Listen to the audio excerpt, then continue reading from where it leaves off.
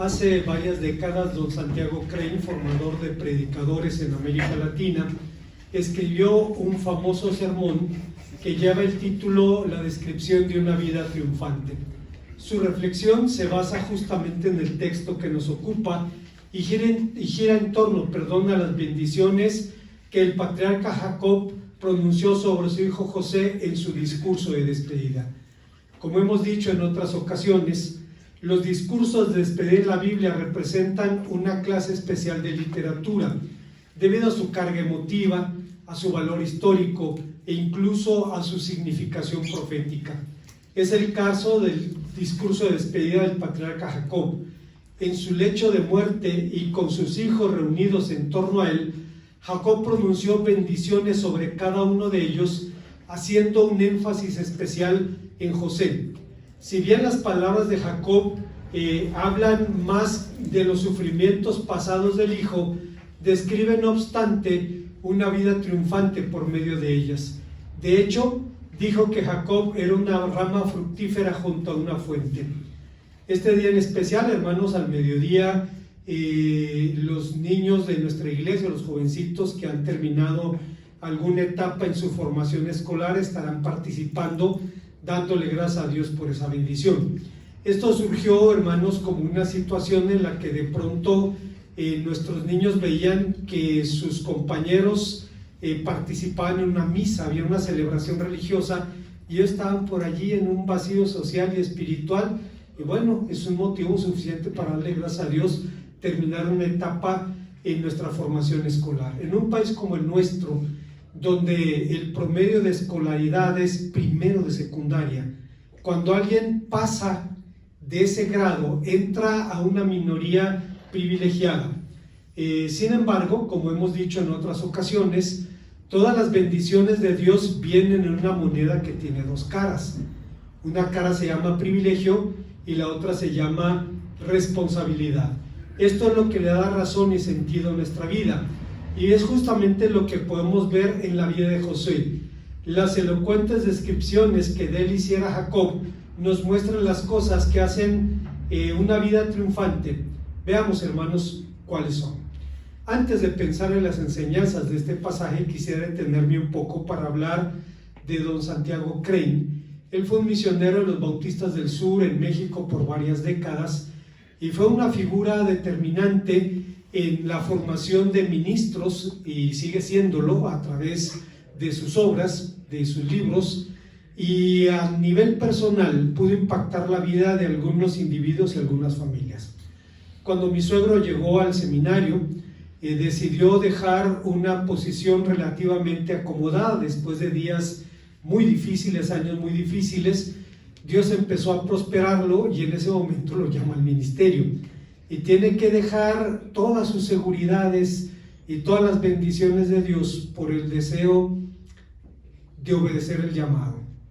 Llegó al seminario y eran años muy difíciles. Las iglesias eran pequeñas y pobres y a veces se regían por la filosofía de que el pastor debía ser humilde y pobre.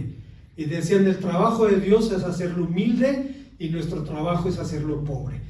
Y era una realidad, hermanos, en aquel tiempo, estamos hablando de hace casi 60 años, era muy difícil y obviamente impactaba en la vida de las familias que se dedicaban al ministerio. En cierta Navidad, preparándose para la celebración de esa festividad, mis suegros no tenían nada para la cena de Navidad, nada. Ni 20 centavos, que es lo que costaba una bolsa de café. Y mi suegro decidió llevar a sus hijos al centro de la ciudad de Torreón, donde estaba el seminario, a caminar para ver los aparadores, con el propósito de agotarlos. Estamos hablando de una distancia significativa, hermanos. Agotarlos para que cuando llegaran, simplemente llegaran a dormirse. Y sucedió. Dice, caminaron con entusiasmo viendo los aparadores y cuando terminaron la gira venían arrastrando los pies. Y llegan a la casa y mis suegros estaban preparados para acostar a sus hijos, pero pronto encontraron una canasta, comida, una cena de Navidad allí, y tenían la sospecha que era el hermano Santiago Crane. Años después, Mi esposa lo vio, ya era adulta mi esposa, y le preguntó sobre ese incidente, y el hermano Santiago dijo: cuando yo me disponía a participar de la cena de Navidad familiar, dice, Dios me recordó a tus papás. Dice, oramos por los alimentos y volví a recordarlos. Y dice, y no pude comer con esa carga. Se levantó, él tenía llaves de todos los departamentos, abrió y vio que no había nada en la casa para comer. Y entonces llevó de su cena y llevó despensa. Y la familia de mi suegro fue bendecida por la acción pastoral de un hombre que era duro, pero tenía un corazón generoso. Como maestro era implacable, pero cuando se trataba de amar y servir, tenía un corazón dispuesto a eso. Él escribió un sermón llamado Descripción de una vida triunfante, donde nos enseña 3 cosas respecto a esa vida. La primera es que una vida triunfante se caracteriza por el fruto que lleva. Jacob empleó una figura elocuente para describir la vida de su hijo. Dice que era una rama fructífera sobre un muro. Y cuando digo esto, recuerdo a una antigua vecina cuando vivíamos en La Era, en la casa del hermano Pepe Moreno, el yerno de mi hermano Jesús Amor. Estuvimos en su casa 18 años y tenemos gratitud todavía con el hermano Pepe por su generosidad. Bueno, el hermano Pepe nos permitió vivir en su casa y teníamos unos vecinos que eran del estado de Coahuila, y eso inmediatamente abrió la puerta para una relación cercana, pero con el tiempo se fue estrechando la relación. Doña Hilda, el nombre de la vecina, tenía un hijo que, como decimos en el norte, no estaba muy práctico, y un día decidió podar su árbol de guayabas y cortó todas las ramas, dejó solamente el tronco, y la única rama que no pudo cortar era la que daba a nuestro patio. Con el tiempo era la única rama viva que producía, pero producía racimos de guayabas del tamaño de pelotas de béisbol. Y cada año que llegaba el tiempo de la cosecha, pues tenía que cortarlas y llevárselas a la vecina. Doña Hilda, aquí están sus guayabas. Y era un motivo de alegría. Yo recuerdo la figura de Génesis 49, cuando se describe a José como una rama fructífera sobre un muro, colocada junto a un manantial para recibir sustento diario y dar fruto incluso a los de afuera. La vida de José fue así en su constante servicio. Vemos, hermanos, que la palabra de Dios nos dice que Jacob siempre tuvo como constante en su vida el servicio. Primero, ayudó a su padre y le ayudó a cuidar el rebaño. Dice la palabra de Dios que participaba con sus hermanos del cuidado del rebaño, y en su momento, hermanos, Dios también lo ayudó a prosperar la casa de Potifar. Es una historia sorprendente, porque Potifar no era el jefe de la guardia del faraón, era el jefe de sus verdugos. Y el adulterio se pegaba con la muerte. Algo le sabría a su mujer Potifar, que no quiso matar a José, pero estaba por medio su honor, y entonces lo mandó a la cárcel. Digo, el marido de su patrona llega a la cárcel, y Potifar lo pone, el administrador de la cárcel, lo pone a administrar el asunto, y dice, no se preocupaba más que del pan que comía, porque tenía un hombre hábil en la administración. Lo ayudó a administrar la cárcel, lo prosperó allí. Lo ayudó en la administración real. Cuando sale de la cárcel y llega delante del faraón e interpreta su sueño y le dice, ponga mi señor el faraón un hombre sabio para la administración. El faraón dice, ¿qué hombre más sabio puede haber que José? Le pone su anillo, un collar, lo visten de lino fino, y Dios lo utiliza para salvar a 2 naciones. lo ayudó también para preservar a su familia. Esto es interesante, hermanos, porque hoy en día sabemos que el compromiso de los hijos con los deberes del hogar es inversamente proporcional al nivel socioeconómico y educativo de los padres. Entre más educación tienen los padres y mayor nivel educativo, menos responsabilidades tienen los hijos en la casa. Esas responsabilidades las hará otra persona a la que hay que pagarle.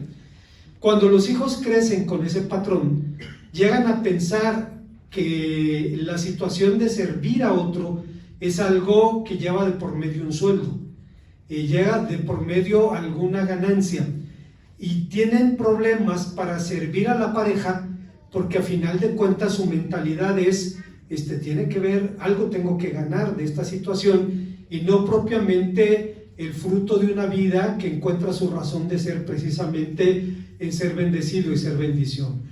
A mayor nivel educativo, ingresos, menores responsabilidades tienen los hijos en los hogares, pero José está comprometido con la casa de su padre en el cuidado del rebaño. Hay una segunda enseñanza que encontramos en este pasaje. Estamos hablando de la descripción de una vida triunfante, y el texto nos enseña que una vida así se caracteriza por los retos que enfrenta. Jacob describió los conflictos de José por medio de la figura de arqueros atacándolos. Sus flechas fueron la calumnia, la traición, lo que le acarreó dolor y amargura. Se utiliza la figura de la flecha porque es un arma poderosa y silenciosa. La persona sentía el ataque cuando recibía la flecha en el cuerpo. Difícilmente podía escuchar el disparo, y obviamente se daba cuenta que era blanco de un ataque cuando tenía los proyectiles en el cuerpo. Esto sucedió con José. Enfrentó 7 conflictos en su vida, y estos empiezan, hermanos, con la envidia de sus hermanos. Dice la palabra de Dios que había una situación de rivalidad por razones obvias. Era el hijo predilecto. Miren, recuerdo a R.C. Sproul, quien habla de la situación de José y da algunas explicaciones psicológicas, y dice que es un fenómeno relativamente frecuente en nuestro tiempo. Hoy en día, debido a ciertos medicamentos disponibles en el mercado, un hombre de 50, de 60 años puede casarse con una muchacha de 25, 30 y puede tener hijos con ellas. Es algo que la medicina ha posibilitado en este tiempo, y más vamos a ver parejas así, donde el marido, en el mejor de los casos, le duplica la edad a la mujer. Y esos hijos son recibidos como si fueran nietos, casi son nietos, porque son una bendición que llega al hombre en esta etapa de su vida, y hay un trato y hay una relación que pareciera más con un nieto que con un hijo. Esta situación se vivía en la casa de José. José y Benjamín eran los más pequeños, y obviamente eran la luz de los ojos de Jacob, lo que generaba rivalidad con sus hermanos. Enfrentó la soledad. La palabra de Dios dice que sus hermanos decidieron matarlo primero y meterlo en una cisterna después para venderlo. Es sorprendente que, aunque todos estaban de acuerdo con matarlo, uno de sus hermanos intercedió y dijo: no podemos matarlo, es nuestro hermano. Y entonces decidieron venderlos a una caravana de árabes que pasaban por ese lugar. Enfrentó la soledad allí, enfrentó la tentación sexual.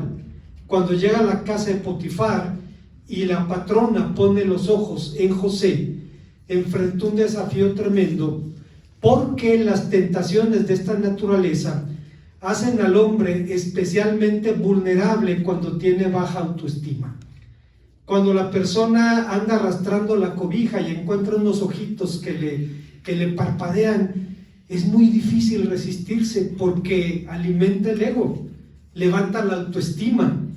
Él estaba en una situación de esclavitud, sabía que había sido vendido por sus hermanos, y de pronto encuentra una mujer que tiene interés en él, pero el hombre entiende, hermanos, que esto sería un pecado contra Dios. Enfrenta la calumnia, acusado de algo que no cometió. Enfrenta la ingratitud cuando dice la palabra de Dios, uno de sus compañeros le promete que se va a acordar de él cuando el faraón lo restaure a su posición, cosa que olvidó. Enfrentó las tentaciones de la prosperidad. Los hombres de fe pueden ser probados en la estrechez y en la prosperidad. En la estrechez respecto a la fe y a la confianza en Dios, y en la prosperidad respecto al ego o a la presunción de que tenemos lo que merecemos o lo que tenemos es producto de nuestro propio esfuerzo. Recuerdo, hermanos, las palabras de Martín Lutero, quien decía que todos los animales tienen un trabajo que desempeñar, pero no viven de él. Decía, los pájaros cantan, vuelan, construyen sus nidos, crían a sus polluelos, ese es su trabajo, pero no se alimentan de él, se alimentan de la provisión de Dios. Los bueyes labran la tierra, cargan pesos, ese es su trabajo, pero no viven de él, se alimentan de la hierba que Dios ha creado. Y lo mismo los caballos, exactamente igual, trabajan en el campo, van a la guerra, ese es su trabajo, pero no comen de él. De igual manera, es bueno que el hombre trabaje, dice Martín Lutero, pero no vive de su trabajo, sino que vive de la bendición de Dios. Quien haya atravesado un tiempo de desempleo y se haya dado cuenta de que siguió comiendo todos los días, 3 veces al día, se va a dar cuenta que la bendición no viene de nuestro trabajo, sino viene de la gracia de Dios, quien la derrama sobre nosotros. Fue tentado en la prosperidad y fue tentado también con la oportunidad de vengarse. Hermanos, la venganza es un sentimiento del corazón humano, está allí. Quien se venga literalmente va a pasar por el mismo proceso del que pasa alguien que tiene un dolor o un resentimiento. La diferencia está en que uno finalmente lo deja en las manos de Dios y descansa en él, y el otro lo lleva a cabo. Dice la palabra de Dios que de pronto José vio a sus hermanos desarrapados, muertos de hambre, viniendo a buscarlo para comprar grano. Era su oportunidad. Era la oportunidad que cualquiera hubiera esperado. Y estuvo con ellos un tiempo, los llevó a su casa, luego los acusó de robo, luego metió uno a la cárcel, hasta que dice la palabra de Dios, llegan una vez más a su casa, y dice el texto, José no pudo contenerse más. Ese pasaje siempre, hermanos, me conmueve. Para mí es uno de los pasajes más emotivos de la Biblia. Dice, se pone a llorar, va, se lava la cara, ya con sus hermanos, y les dice las últimas palabras que hubieran esperado oír en el mundo. Ani Yosef, yo soy José. Estaban devastados. Imagine usted el cuadro. Tenía en su mano la posibilidad de la venganza. Les dice que no lo va a hacer. Cuando muere el viejo, cuando muere el padre, ellos van y le dicen, nuestro padre nos pidió que te dijéramos que no tomaras venganza contra nosotros. Y José se puso a llorar. ¿Cómo lo voy a hacer? Lo usó, librándolo de la venganza. Hay una tercera y última enseñanza en este pasaje, y es que una vida fructífera se caracteriza también por la ayuda que recibe. Finalmente Jacob dice, pero su arco se mantuvo firme y sus brazos se hicieron ágiles por las manos del fuerte Jacob, por el nombre del pastor, la roca de Israel. Esto significa, en otras palabras, que Dios siempre lo ayudó. Primero, venció la calumnia y la soledad porque el Señor estaba con él. Dice Génesis 39:2, 21 y 23. Venció la tentación sexual reconociendo que sería pecado contra Dios. Génesis 39:9. 3. Venció la tentación de la prosperidad, recordando que era Dios y no su habilidad la que le había dado el poder. Génesis 41:16. Venció la tentación de vengarse por su temor a Dios. Génesis 42:18, 45:5, 50 y 50, 19 y 20. En todos estos casos, siempre cada episodio y cada tragedia termina diciendo: pero el Señor estaba con José. Pero el Señor estaba con José. Hermanos, cuando un ser humano evalúa su vida, y eso lo hacemos en la última etapa de nuestra vida, y tendemos a la introspección, a valorar nuestra vida, nos damos cuenta que la única constante en nuestra vida ha sido la gracia de Dios.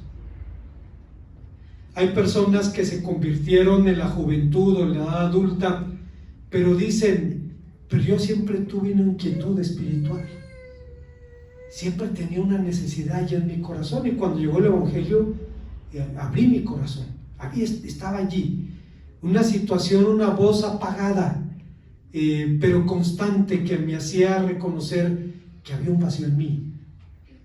Y entonces entendemos por qué Agustín de Hipona dijo: nos hiciste para ti y no descansaremos hasta que estemos en ti. Decía en otras palabras San Agustín que Dios nos hizo con un agujero en el corazón, y ese agujero tiene la forma de Dios, y solo hasta que Dios llega allí y lo llena, podemos estar plenamente satisfechos. En esta situación, hermanos, la constante en la vida de José fue que Dios estaba con él.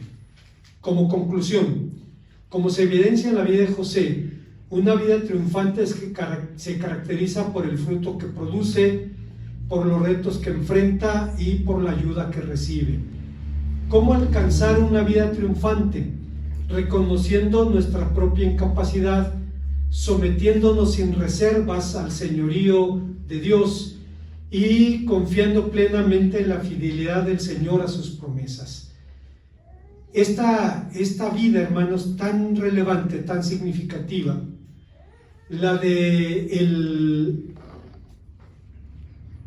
el hijo de José más bendecido, por una vida de compromiso con su Dios. Siempre estuvo allí. Una vida fascinante realmente, que nos conmueve cuando la leemos. Y yo soy muy, bueno, ahora en los últimos años ya me he hecho muy llorón, pero antes era muy duro para llorar. Y siempre que leía la historia del encuentro de José con sus hermanos, me partía el corazón. Una historia tan humana, en la que en medio de la trama está la gracia de nuestro Dios. Oremos al Señor. Gracias, Padre, porque nos bendices con tu palabra, nos permites recordar la historia de un hombre que fue próspero y bendecido, porque fue un hombre dócil y fiel. Permítenos, Señor, vivir así, en Cristo Jesús.